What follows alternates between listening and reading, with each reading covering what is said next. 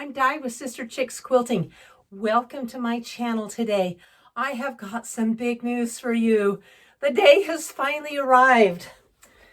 This quilt, quilted with cuddle on the back, could be yours, but I'm going to tell you how to win that at the end of the video. First, I want to show you how to make sofa pillows out of your loved one's clothing. Let's start with this one. Isn't this cute? I'm going to hold it up so you can see the cute cable kind of cross diamond pattern. This is polyester, but it's a knit pillow. Actually, it was my daughter's sweater, and I made it into this pillow. For your sofa, it's kind of, I don't have red out all the time, but I'm going to use it for Christmas, so I'm excited about that. I'm going to show you how to make one today out of this sweater vest. So this is a size medium sweater vest. Wish it fit me. It's not mine. Truthfully, I got this sweater vest at the Goodwill and I brought it home and washed it. But look at this cute cable knit that it has on it. And it's on both sides, so it's going to make the cutest pillow. It's a great way to upcycle older clothing. Or if you have a loved one that's passed on, you can make a memory pillow from their clothing. That's a really, really wonderful gesture. You can, snuggle with it on the couch. But let me show you what we're using to make the pillow today. Ta-da! Isn't this ugly? It's a polyester, but this pillow I bought at Walmart. It was $4.99, and it's squishy, soft, and a great form. But I just couldn't, I would never put this pillow on my couch because it's just kind of ugly tan polyester.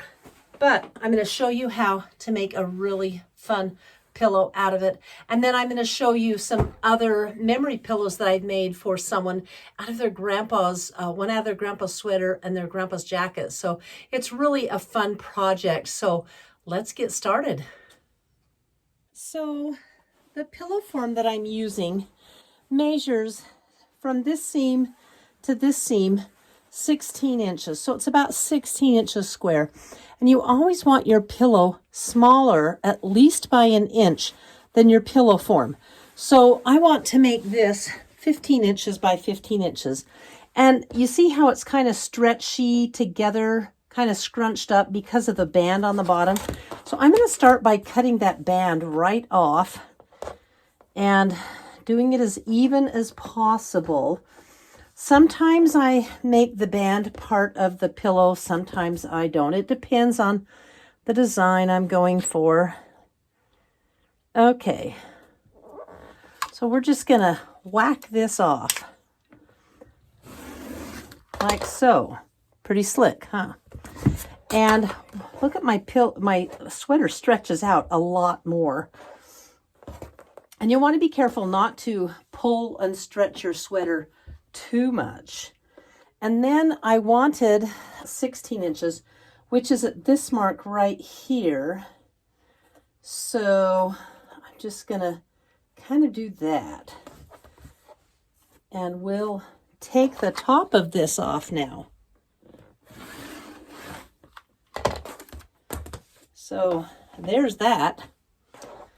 And then I'm going to turn this, again, being as careful as I can not to stretch it out too much. Let's see, and I want 16 inches. And you know what? It's about 16 inches from this armhole to this armhole. So I am just going to cut it right up, cutting that armhole off on about, and I'm using the cables as a bit of a guide so I have it straight. Okay, so much for that, right? And I'll cut this one off like so. All right, now comes the tricky part. Because without stretching this, I'm going to run it through my serger, or you can run it through your sewing machine and zigzag it. You have another option here, and the other option is to iron on stabilizer. This is so stretchy that I think I'm going to iron on some stabilizer. But you know what? First, I'm going to see how I'm going to use this scrap piece and see if I can run it through my serger without stretching it. So let's go do that. So I did test it on this piece and ran it through my serger, and it's a little bit roughly. I tried really hard not to stretch it, but I want this pillow to be a super soft, snuggly pillow. So I'm going to risk that my edges will be a little bit soft, and I'm not going to stabilize it, but I will show you one that I've stabilized and how it turned out. Well, you know what's great about doing a project kind of as you go along? You can change your mind. And I decided after trying to run this through the serger that I needed to use the Shape Flex 101. So I did iron the back, both sides of the back, and I did serge, as you can see, it on the edges, so I had a nice square. It was much easier to sew. And then I sewed it like this, all the way around, giving myself from here to here, giving myself plenty of room to turn it. So we're going to go ahead and turn this pillow. And when I turn them, I'm really paying attention to the corners. I'm poking those corners through because I do want good pointy corners. Well, as pointy corners as you can have for, you know, a sweater pillow, but they should look good. So let me turn this. I've got some threads to clip, which I'll clip. And there is my pillow top ready to stuff. Now, I'm just going to turn these in, pin them, and whip stitch, or using the ladder stitch probably, I'll close them up. You know, I like the looks of this top better, and you know why?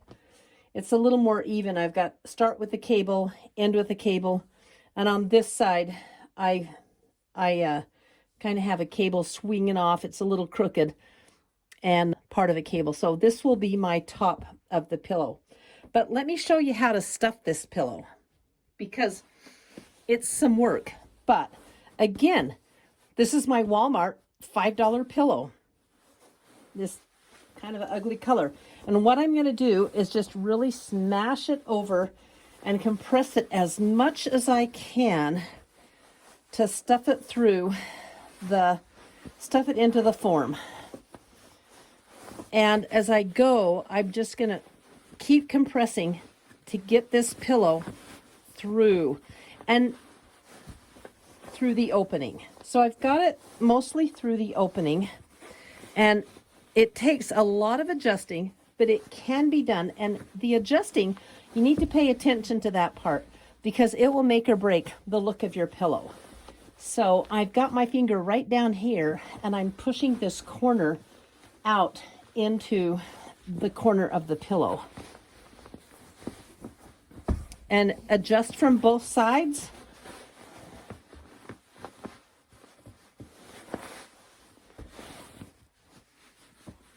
We need to get these corners down in on the bottom of the pillow. And then it looks like it's pretty well in. Isn't that a great looking pillow? It looks like you could go to TJ Maxx or Ross and buy this pillow, and you'd probably have to pay $20 for it. Well, the sweater came from the thrift store, and it was 40 cents, and the pillow form was $5.99. Just a little bit of my time. The most fun I have when making these pillows out of clothing is when I make them out of someone's clothing who means something to you. Maybe someone has recently passed away. That's when it's really rewarding to make one of these tops. And I'm going to show you one later on. But you can see I'm just pushing it down to give myself the room I need. And then I'm going to pin it together. And once it's pinned together, I will just sew her up with red thread. It's that simple. And if you may think, well, what if it gets dirty and I want to wash it? throw the whole thing in the washing machine. Or you could cut your hand stitching, take the pillow form out and wash it, and then do it again, you know, stuff it again. But I don't know that I would do that. I think I would just throw the whole pillow into the washing machine, because I really think that this isn't wool fabric. It's not cotton. I think it's polyester, but it just has a really good feel and look.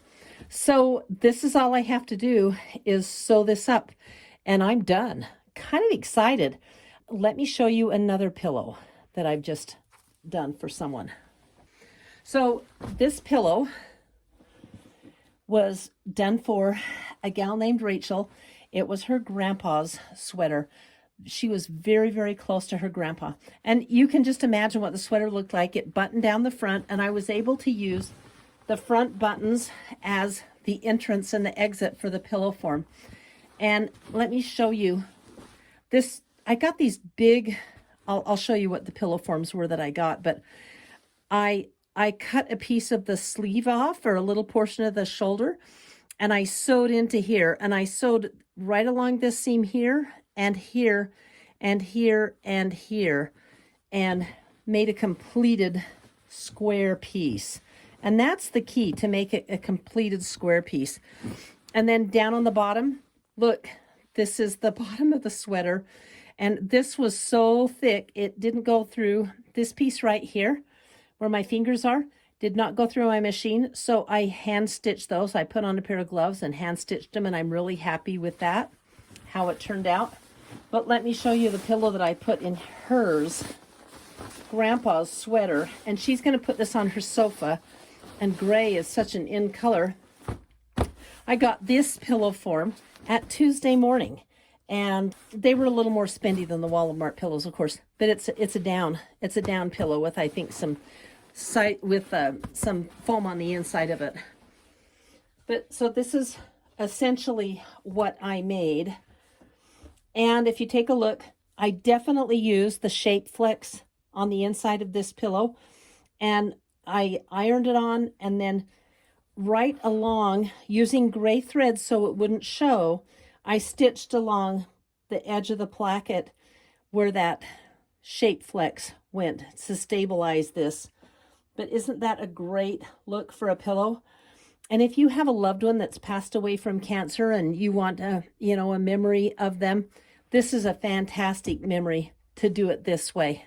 Okay, I have another jacket here, and I wanted to show you this fabric. This is from the same gal. I'm going to get this one done this weekend, but this is a rather heavy weave. It's almost like I don't know if you can see how heavy that is on the edge or not, but I definitely am not going to use shape flex on this one, because it's a lot more stable and it's going to make it too heavy. So you just kind of have to figure it out. So if you are doing a sweatshirt, this almost feels like a sweatshirt. In my video on t-shirt quilts, I talked about sweatshirts, and this is one that I definitely would not use shape flex in. So this was another one of her grandpa's jackets, and this, I don't know if this is going to be the front, or I think this is going to be the front, but she can decide, because look what's on the back. This is how we'll put the pillow form in and out. And the only thing I'm going to have to be careful about is sewing through this zipper, but I think I can handle it if I am very, very careful how I sew through that zipper. We'll have this it'll be up to her. The pillow will be totally reversible, and one will be the front and one will be the back. So I'm going to go ahead and do that. So it's a great way to make a memory of a family member. I do want to show you, I wanted this to be nice and flat. There was a pocket here, and I don't know if you can kind of see or not, but right here it's a little bit dirty where the pocket was. I unpicked the pocket because that would have been way too heavy, and it would have thrown a lot of kinks into the waterworks. So it's a great project to do with someone's clothing that you want to have a memory of and enjoy in your house. And I'll go ahead and get these done, and you won't see this one done, but you've seen the other one done. So let me sew up the red pillow and you can see it all finished.